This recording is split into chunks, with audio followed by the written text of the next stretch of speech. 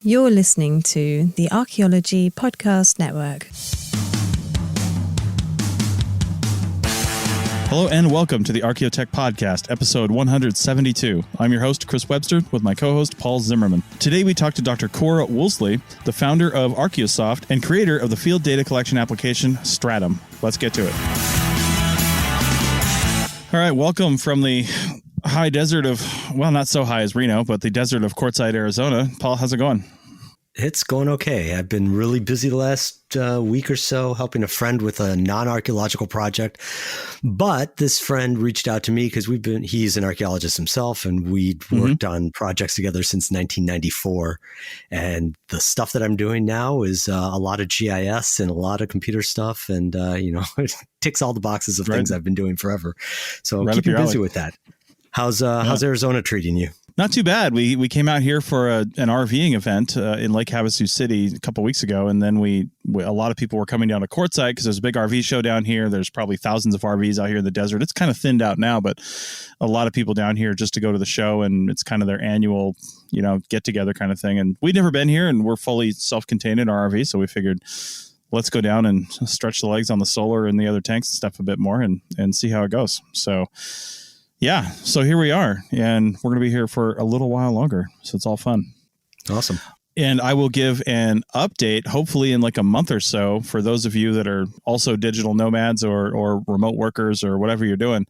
I should have my Starlink internet satellite dish, the version 2, not Gen 2 of version 1, but version 2, the square one that doesn't hold as many cats. Look that up if you don't know what I'm talking about.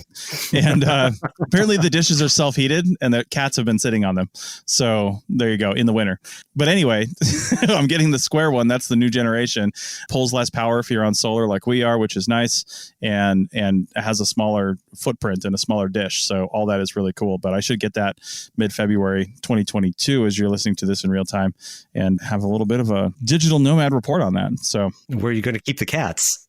I know, right? Like, where are the cats going to go? So, but speaking of, I guess, doing things remotely and outside and all those things, we have a special guest today that's she's going to talk about her software and her company. And Cora Woolsey, welcome to the show. Hello, how are you? Good. So we put probably Stratum in the title, and Archaeosoft is the name of your company, but let's just talk right off the bat. Tell us a little about yourself. Where do you come from? What brings you to archaeology and digital recording and all that? Okay, well, myself, let's see. So I have a doctorate in archaeology. Mm-hmm. So I kind of got started a bit late in life on being an academic and being an archaeologist.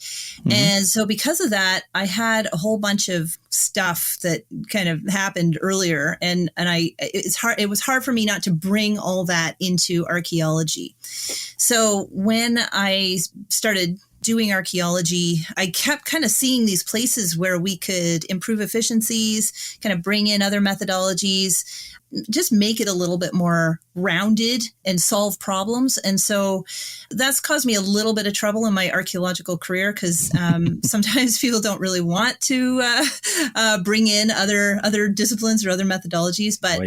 But it's also really been helpful to kind of come at everything from like a fresh approach, or I try to anyway. I try to come at everything kind of, I guess, just thinking outside the box as much as I can. And so after I graduated with my PhD, I really didn't know where I was going to go. I thought I was just going to kind of do what you do, get a job at a university or do cultural resource management, whatever. Mm-hmm. And that didn't really happen because my husband works at St. Thomas University here in Fredericton, New Brunswick, Canada.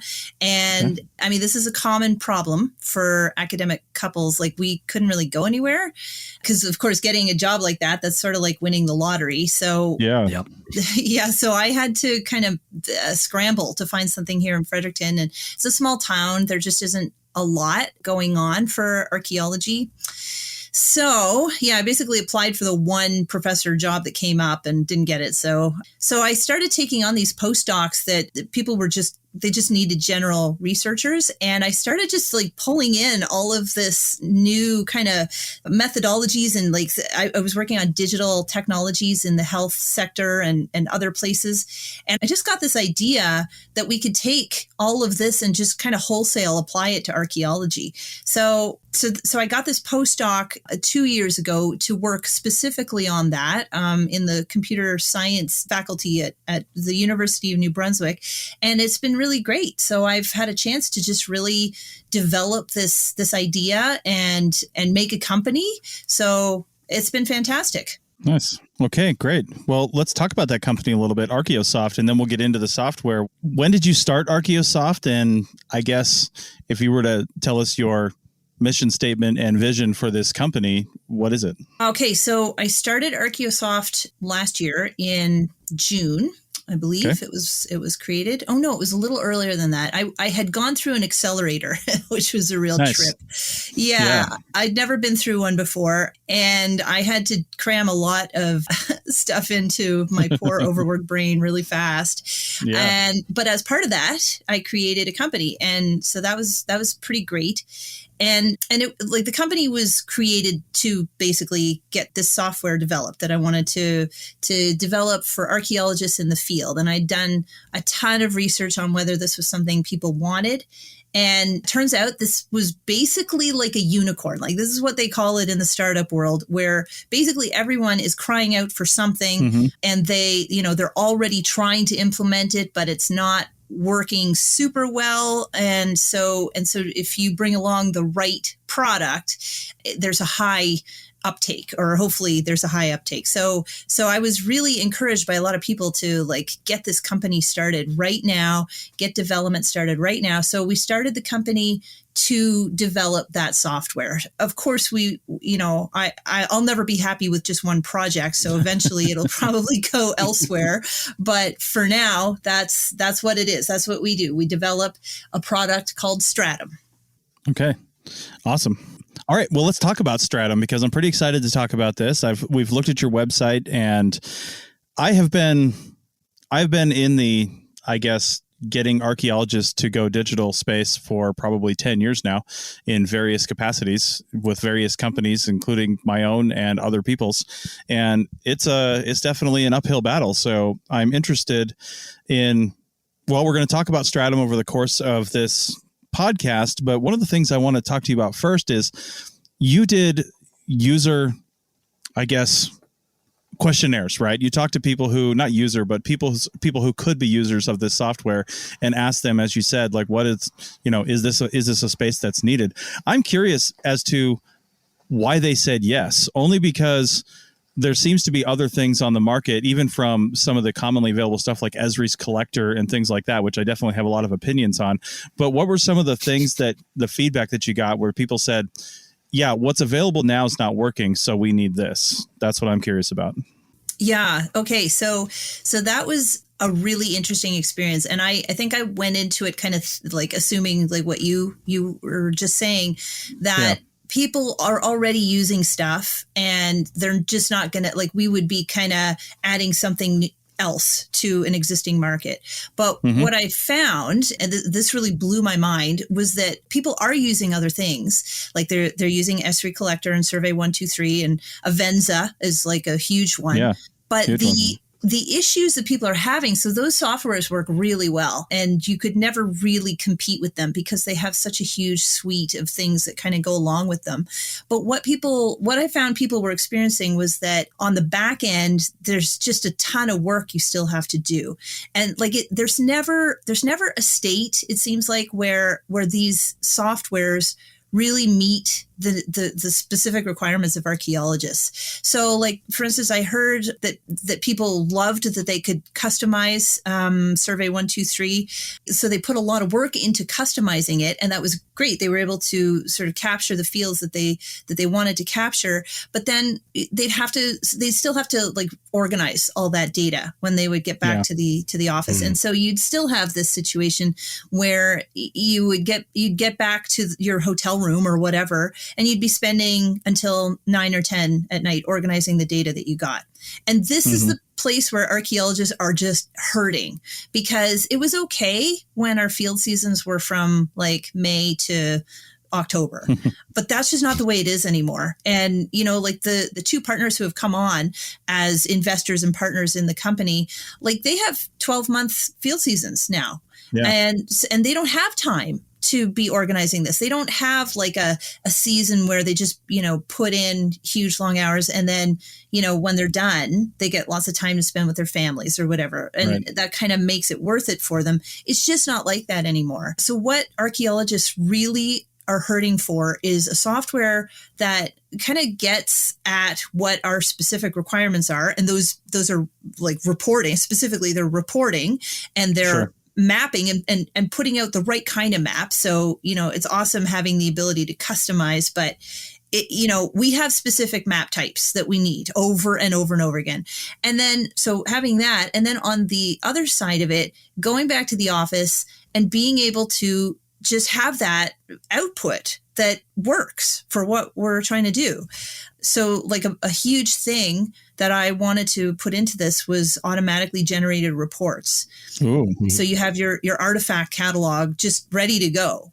There's no reason that can't be already done for you. And, you know, your photo catalog, so easy. That stuff is so easy. It's just that a lot of these softwares just don't think to make them, because they're not on the ground archaeologists. Yeah. Well, this is a great point to pause a little bit and talk about some of the stuff you were talking about, because I have so many questions. Okay. So first off, mapping. I got a question on that. So I've seen mapping tackled before on basically non-sub-meter GPS type things like Trimbles and you know, other type devices that will do the mapping on there, where you can produce shape files. I've seen people try to do this on tablets. I actually use a tablet-based program called TouchGIS, which happens to work, you know, fairly well to actually produce shape files, allow you to do those feature classes and stuff like that. I'm curious as to what your guys' capabilities are, because this is a FileMaker-based program, right? Okay. That's a whole can of worms. Yeah. I'm just curious about the mapping. You want to talk about? Yeah. I love talking about cans of worms. So it's a complex problem. It is. Okay, so there's a couple things there.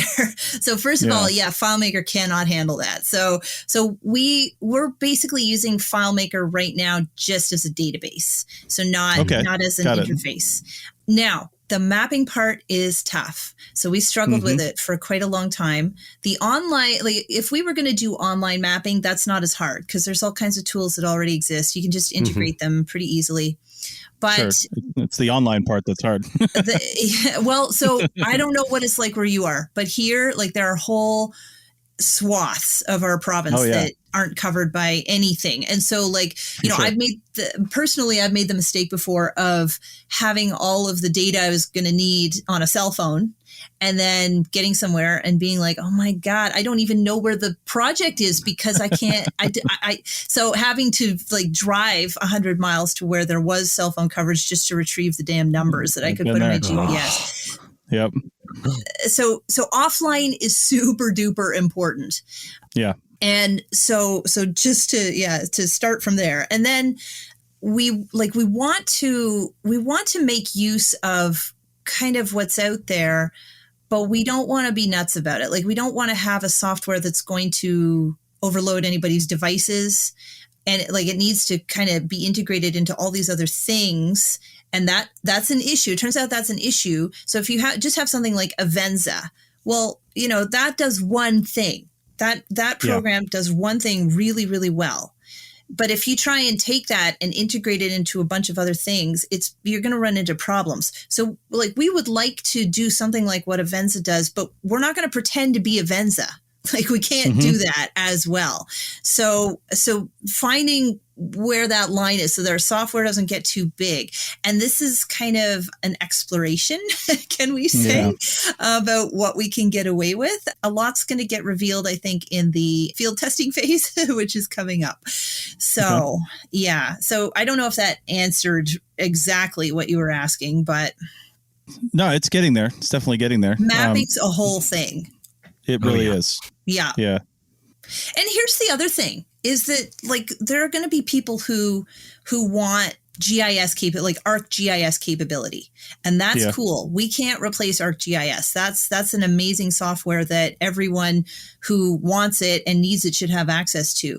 But what we can do is we can create a mapping software that knows what archaeologists basically want, don't have a bunch of bells and whistles, and will generate a map fairly easily from the data that you collect that is going to meet regulatory requirements. So if you want to use ArcGIS, yes, do it. Like, absolutely add that to your suite of tools. But I mean, I talked to a lot of people that all they wanted was just Google Earth that worked a little better than Google Earth and that would make a map that they could hand in with their report, and that's it. So theoretically, you could set all of that up. You could have a settings place for, exactly what you want the map to look like.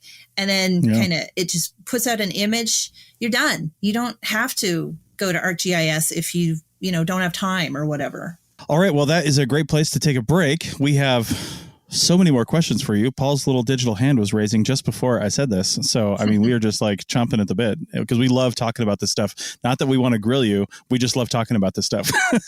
Well, I do Probably too. A little of both. So there you go. All right. So let's take a break and we'll pick this up on the other side. Back in a minute. Looking to expand your knowledge of X-rays and imaging in the archaeology field?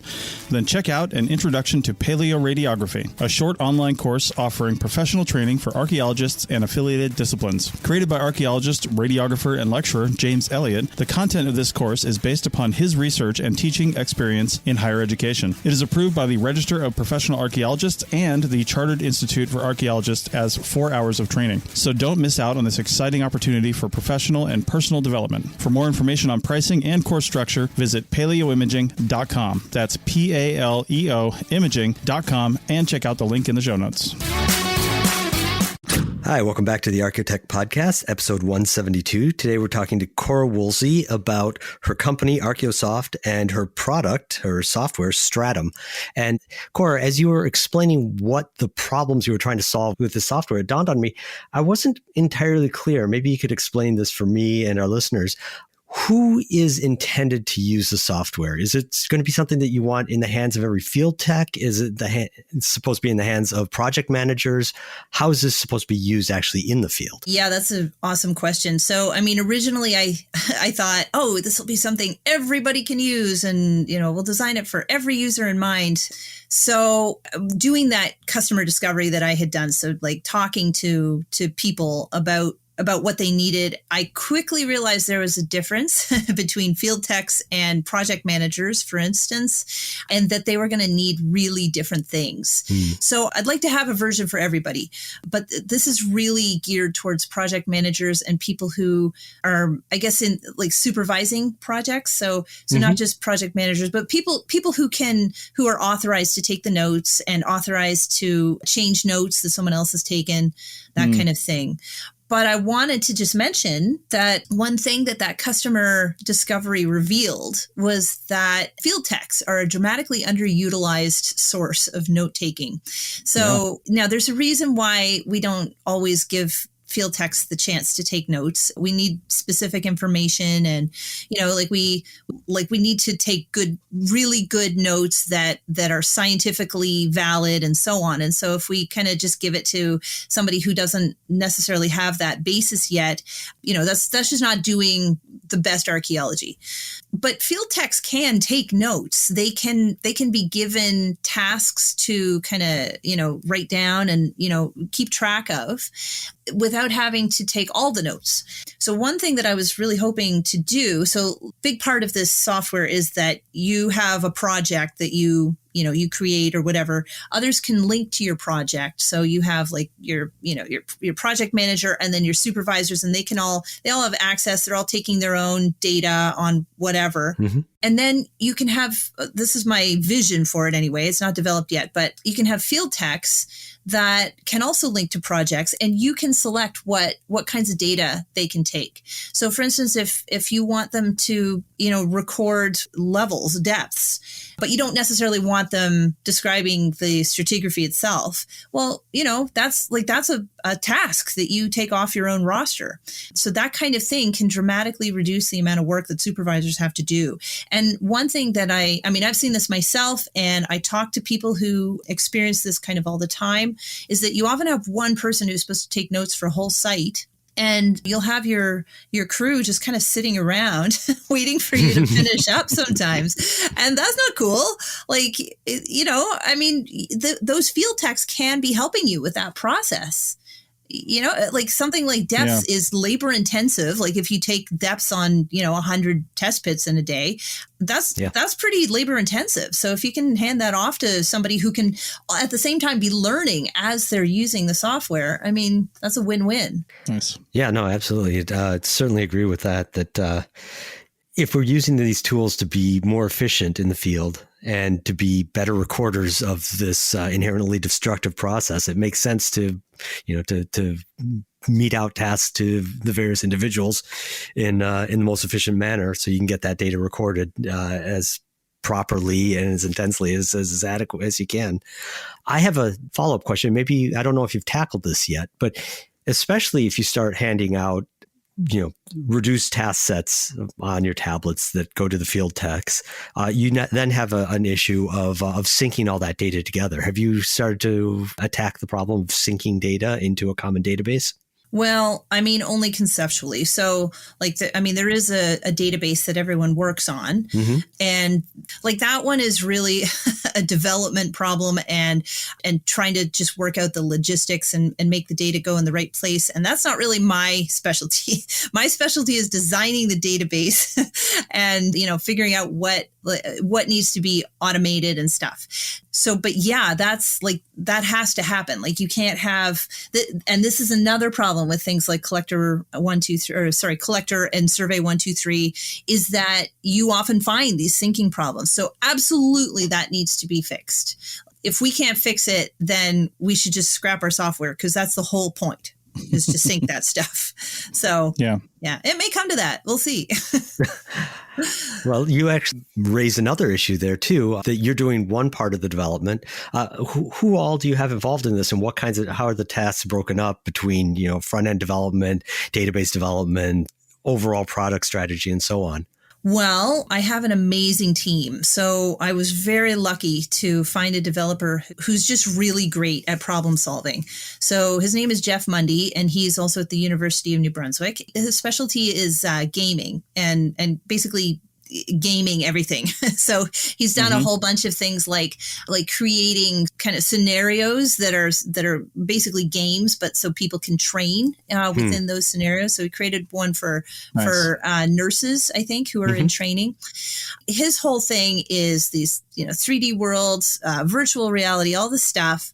And so this has really stretched him, because he's had to look at databases, which is a whole world. I did not realize this, but databases is in the digital, not just in the data collection world, but in the designing them. It's a whole thing. And there are people who specialize in databases. He had to work very hard to get up on that. And then the mapping, that's, as you know, there are a lot of specializations within mapping. So trying to get up on that, I think, was a challenge for him and his team.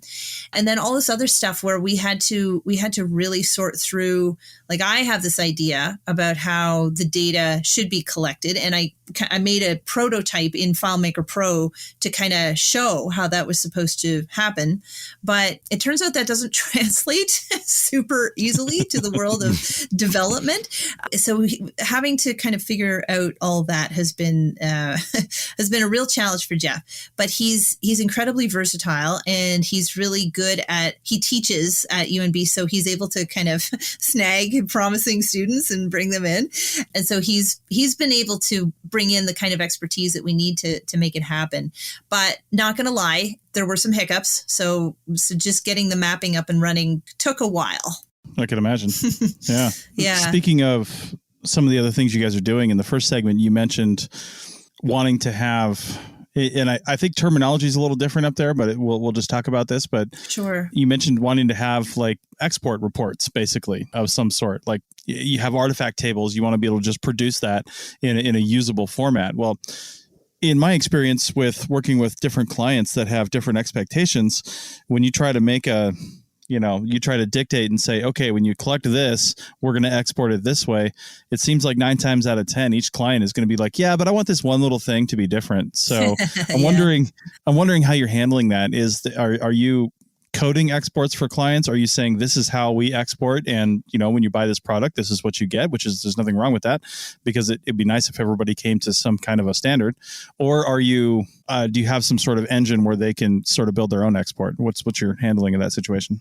Yeah, again, great question. So, you need to give the users the options that are going to allow them to use it the way they're going to need to use it. So we want to make these reports, but we also recognize we need to give them the ability to export to a number of formats. So all of these tables that we're going to be using need to be exportable as Excel spreadsheets. Like that's not negotiable. And then, if people are doing mapping, they need to have the ability to get that into some kind of GIS program. So yeah, and it turns out that's actually not as easy as I thought it was to sort of turn these things into these different file formats. But this is one of the things I really like about my team that I have, is that they tell me these things. They say, okay, exporting things is not that easy. And can you live without it? And, I will say, well, I'll tell you what I can live without when it comes up, but this one is one I can't live without. And so then they will just kind of work on trying to make it happen. So they've been really good about understanding that I know what I want and I'm not going to budge on it. And then but I will budge where we can. So yeah, it's like a good negotiation there, I guess. but absolutely, like the ability for users to use this data the way they need to, that's non-negotiable. Okay. Well, nice. Paul? I'm actually kind of curious about your process then in terms of the software development, because, we've all been involved in software development, all three of us, and having that pick list of, these are features that are non-negotiable. These are things that I'd like to have. How you roll them out, how you decide which ones are more important or more critically need to be done now than other ones. What's your roadmap look like? Oh man, it is all over the place. So let's see how best to answer that. And I don't mean the specifics of you don't have to go into all the planned features. I mean more, how do you develop that roadmap and how do you work through that with your team? Well, let me just start by saying that I'm not an easy person to work with all the time. So I have a pretty strong personality, and Jeff has been just wonderful about kind of just accommodating that right from the beginning. But so I guess basically what our process is I build a prototype and they look at the prototype. They're responsible for looking at the prototype and reproducing it. And a lot of times I realize they're not actually doing that. They've decided to go in another direction. And I'm taking a different approach with it than I have in the past, where I've just been waiting to see what happens. Maybe they come up with stuff that's better than what I came up with. And sometimes that has definitely been the case. And sometimes it hasn't. So for instance, after this interview, I have to go and have basically an all-nighter where we figure out some of these tables that they left till the very end because they didn't think they were important. So that that kind of thing. They've had tremendous patience with me, and I try to make sure I always have patience with them and what they're talking about and what their issues are with what's going on. And we just talk a lot. So we show each other stuff a lot. And, they tell me about what their world is like, and I tell them about what the archaeology world is like. So, yeah. I think one of the first times I went down the road of official software development, not just some offhand form building using a form building application, which that was my first foray into things. But when I went into real software development, we had an Indian software development company, and I was basically up at 1-2 o'clock in the morning, many nights out of many, many days, teaching them archaeology so they could understand what we're trying to do. And I did the same thing you were doing. I would put together prototypes using this. I found an app that allowed me to like mock up screens and different flows and things in ways I wanted to see them, which was pretty cool. And we basically try to translate that. They're working on database stuff. So I totally understand where you're coming from here. This is speaking, giving me PTSD on that little project.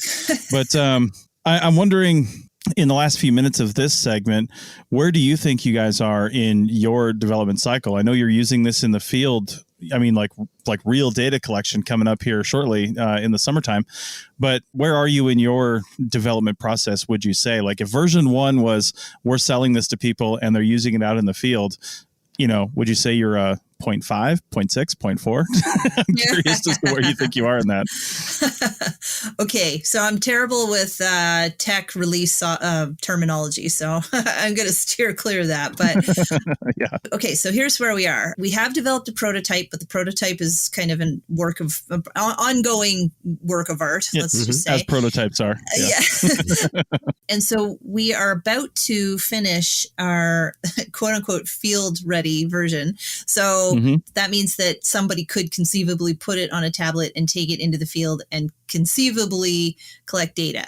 Would I say it's actually ready? No, I would not. But we're going to take the next little while to really tighten it up in preparation for the field season starting in April.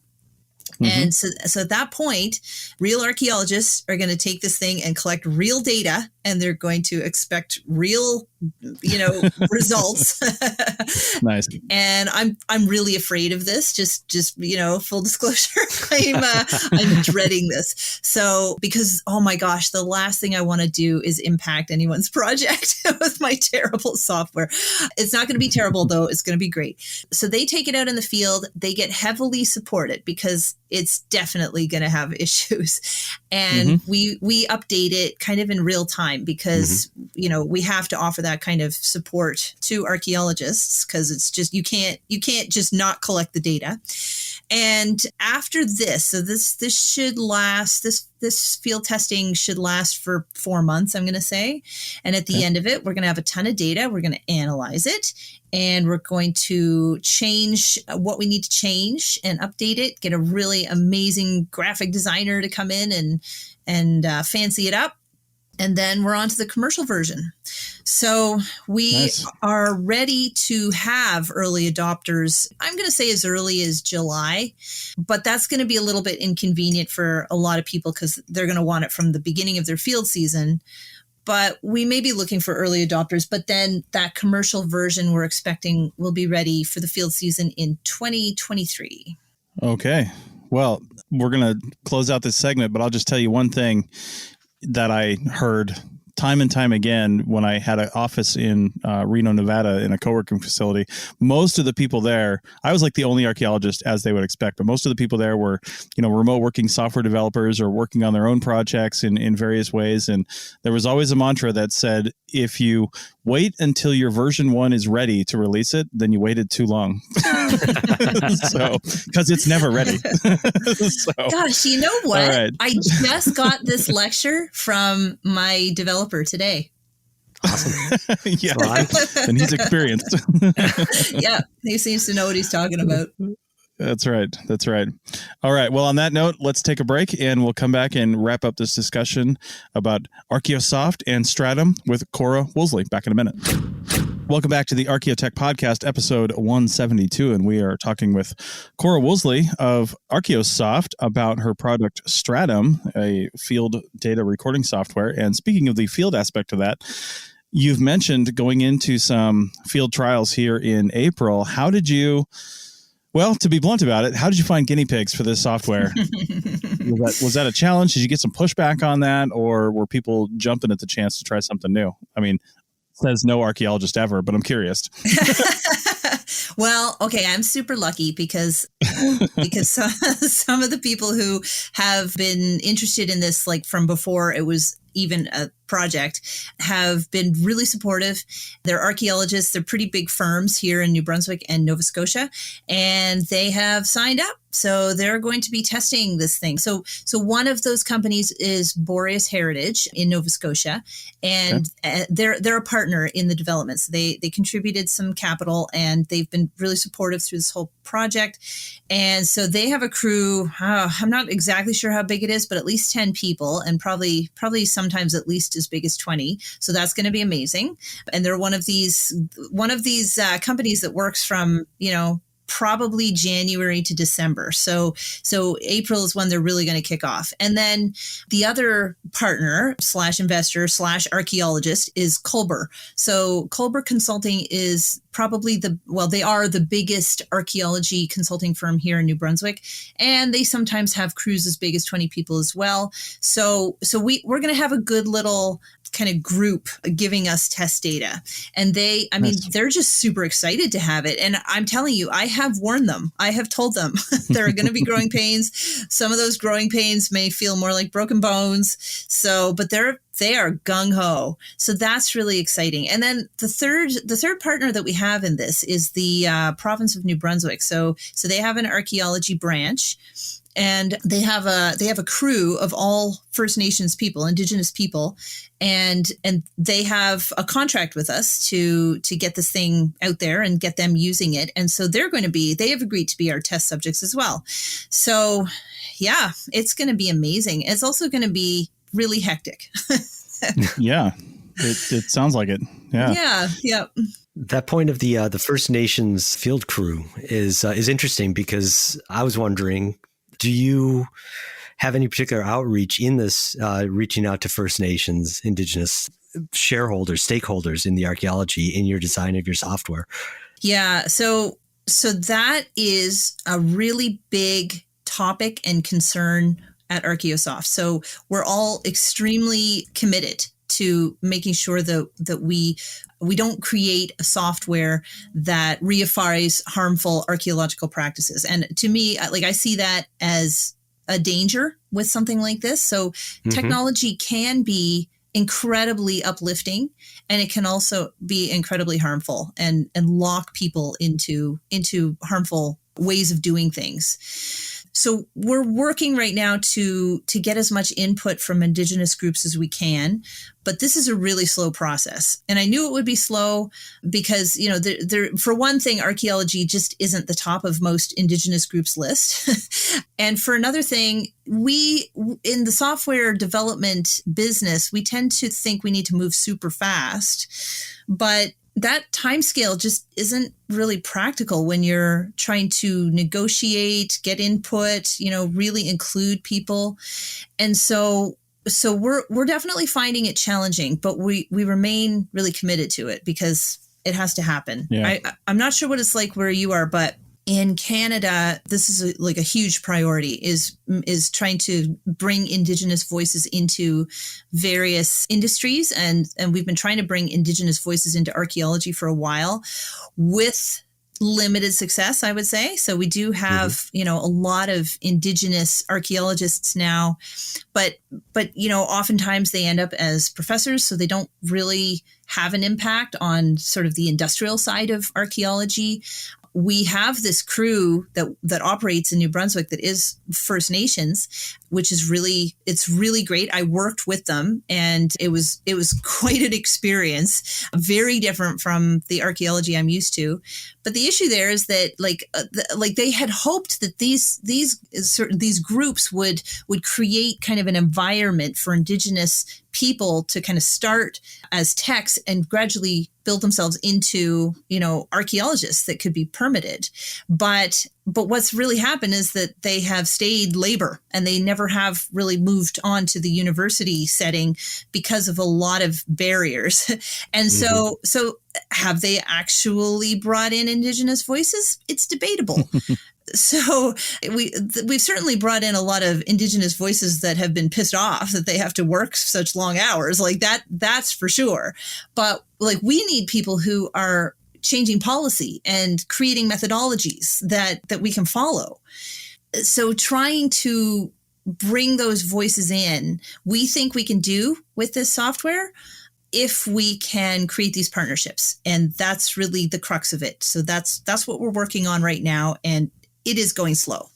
Well, that's what everybody says. It's trying to, to improve our field, is that those partnerships are the hardest thing to build. Mm-hmm. So yeah. I'm glad that you're baking that into the product and into the company. Well, I have a sort of related question, which is that Archaeosoft is a female-led company. And, if you look at our back catalog on Archaeotech here, almost all of our guests have been male, even though I know that there are a lot of women and non-binary people who are doing very good work in things that we're interested in on this podcast.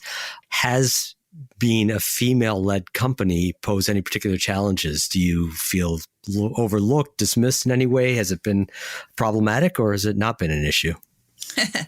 No, we have not been overlooked, but let's not forget, we're at the beginning. So no, I would say that at the stage we're at, being a woman-led company is highly beneficial. Like, we look good to all of the programs that are trying to promote diversity, and, it's great. I really appreciate that those programs exist, but we haven't yet encountered kind of the next phase where we're trying to get people to implement this technology. And I don't know, to be perfectly honest, I don't know if it's going to be important to people or not.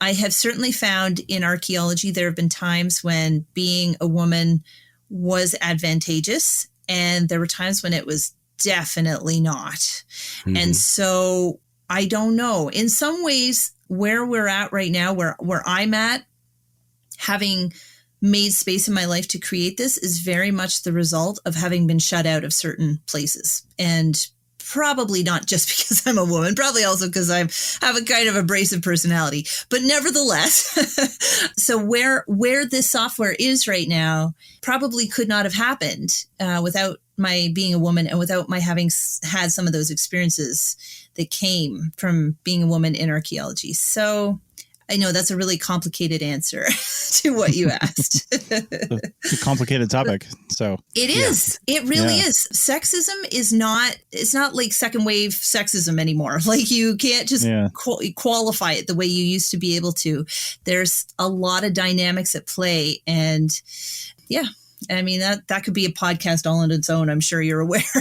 Yeah, absolutely. For sure. And like I said, even where, we certainly don't select on this podcast for, cishet males to be on the guests here, but the preponderance of people who've wanted to be here with us have been. And so that is something that always just kind of itches in the back of my brain, that what are we doing wrong about this? How is our outreach not aligned with the world that we work in? Because we both work with very competent, very strong, very intelligent women, and it's not reflected here as much as it should be. So I'm glad to hear that in your case, it's been, for the most part, a positive, though I suspect that there's a lot to unpack in that, the prior experiences in the field and how that helped get you to where you are. Yeah, I think it's really interesting that you've had mostly male guests on your show. I think it is possible that women often feel like they will be vulnerable if they have too much to say. I mean, I think that they tend to have a lot to say, but if they say it publicly, like I remember when I was still a PhD student, and like the site I was working on was a little bit sensitive, and I was giving a talk on it. I was really excited to give a talk, and they had asked me if I would do some radio interviews ahead of time to promote it. And I just couldn't do it. I was very afraid to do that, because I was afraid that I would say the wrong thing. And I think that women more than men maybe fear that, maybe fear saying the wrong thing in a public forum. Mm-hmm. And I think that might be something that, maybe it is in other things, but in archaeology, I think that's a real thing that happens with women, because they can get so attacked for the things that they say. That's been my experience anyway. I feel like that is almost directly tied to the other problem I can see, because when Paul was saying that, we've had mostly men, I actually hadn't really thought about that too much, to be honest, and which is my fault. I really should think about that a lot. But then when I think about how do we find our guests, typically I'm seeing news articles or, papers in a journal and some headline or something like that, strikes my interest. And then I start reading the article. I don't even look who the author is until I'm interested in what I'm reading.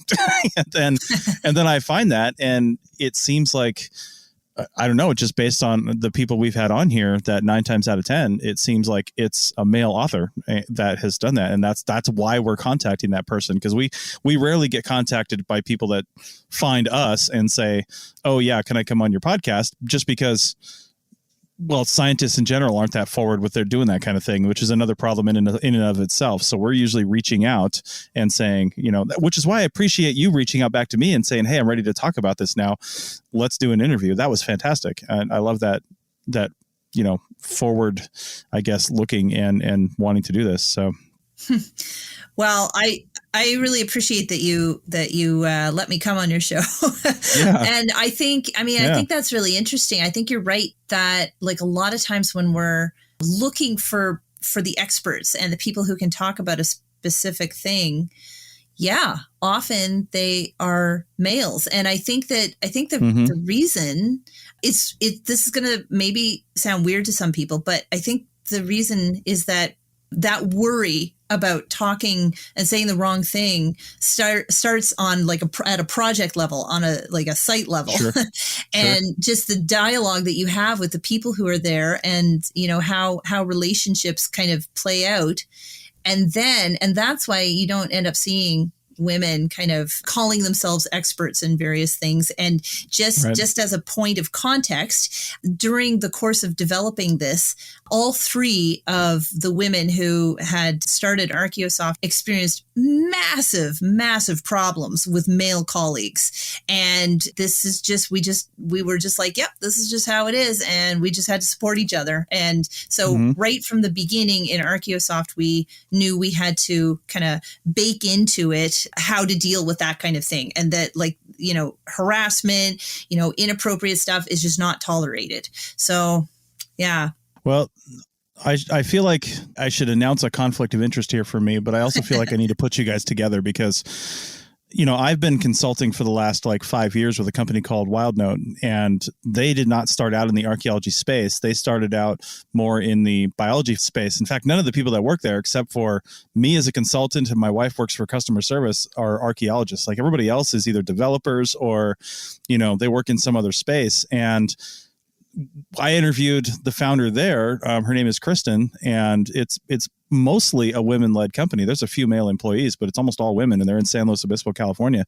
And they've been, like I said, in business for, I don't know, probably 6 years now, 5 or 6 years, give or take. And they're still, on the road and still doing things. But I feel like I should just put you guys together because you have you have similar, I guess, outlooks and similar progressions and things like that. And maybe just, talking to Kristen about being a CEO, a founder of a tech company and software and all that stuff. I would love that. Yeah, I would love that. I've been hearing about WildNose. I haven't actually used it myself. I've been hearing about it. And I mean, people have such great things to say about it. So yeah, we don't actually see ourselves as a competitor.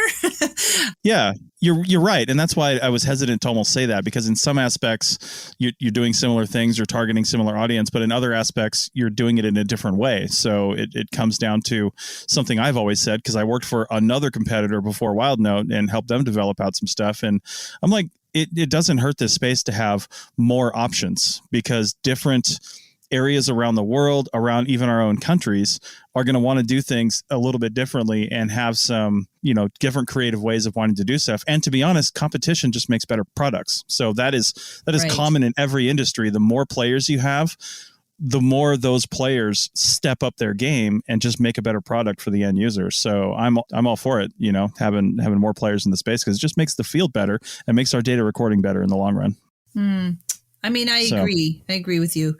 Yeah. Yeah. All right. Well, I think that's about all the time we have in this podcast. I would love to have you back when you're ready to talk about, and you've recovered, you're in therapy from your first field session. Because I mean, that's going to be stressful whether it's a success or not, to be honest. Yep. Yeah. And it's going to be awesome either way. I mean, there's definitely going to be things. I mean, the reason you do this is to find, holes and deficiencies and things you can plug and places where you can make it better. So, just listening to the feedback and iterating and moving on from there is the name of the game and something that's expected. So it's going to be positive either way. So looking forward to having you back when you're ready to talk about how that first experience went, even if it's in the fall, wait for the whole season, whatever it is. But we'd love to have some regular updates from Archaeosoft on the Archaeotech podcast. Oh, wicked. I would love to come back. This has been super fun. Yeah. Well, it's been great having you. This is, again, I love saying it when we have a good guest. That I learned a lot, and it was really interesting to hear how you're attacking these sets of problems. And I wish you a lot of good luck with this upcoming season. Thank you. All right. And with that, we will end this podcast. Again, go check out the links in the show notes to the website that we have for Stratum and Archaeosoft, and see what you think and look forward to more updates in the future. Thank you, Cora, for coming on the show. Thank you.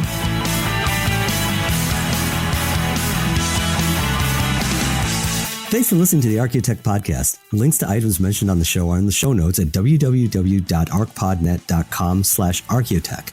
Contact us at chris@archaeologypodcastnetwork.com and paul@lugal.com. Support the show by becoming a member at archpodnet.com/members. The music is a song called Off-Road and is license free from Apple. Thanks for listening. This episode was produced by Chris Webster from his RV traveling the United States, Tristan Boyle in Scotland, DigTech LLC, Cultural Media, and the Archaeology Podcast Network, and was edited by Chris Webster and Rachel Roden. This has been a presentation of the Archaeology Podcast Network. Visit us on the web for show notes and other podcasts at www.archpodnet.com. Contact us at chris@archaeologypodcastnetwork.com.